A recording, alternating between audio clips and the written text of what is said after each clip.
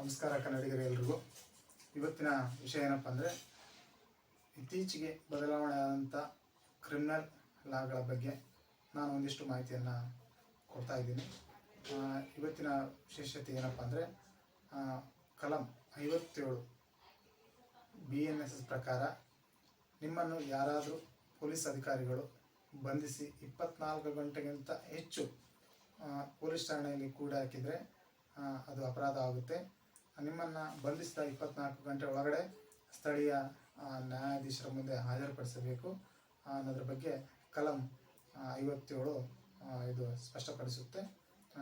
ಮತ್ತು 24 ಗಂಟೆ ಆದ ನಂತರ ಅಥವಾ ಹೆಚ್ಚಿನ ಮಾಹಿತಿಗಾಗಿ ನ್ಯಾಯಾಧೀಶರಲ್ಲಿ ಕೂಡ ಅಥವಾ ತನಿಖೆಗೆ ಅಥವಾ ವಿಚಾರಣೆಗೆ ಪರ್ಮಿಷನ್ನು ಕೂಡ ಪೊಲೀಸ್ ಅಧಿಕಾರಿಗಳು ಪಡಿಬೋದು. ಆದರೆ ಯಾವುದೇ ಕಾರಣಕ್ಕೂ ನಿಮ್ಮನ್ನು ಬಂಧಿಸಿ 24 ಗಂಟೆಗೆ ಹೆಚ್ಚು ಕಾಲ ಬಂಧನದಲ್ಲಿ ಇಡುವಂತಿಲ್ಲ ಅನ್ನೋದನ್ನು ಸೆಕ್ಷನ್ 57 ಇದು ನಿಮಗೆ ತಿಳಿಸುತ್ತೆ.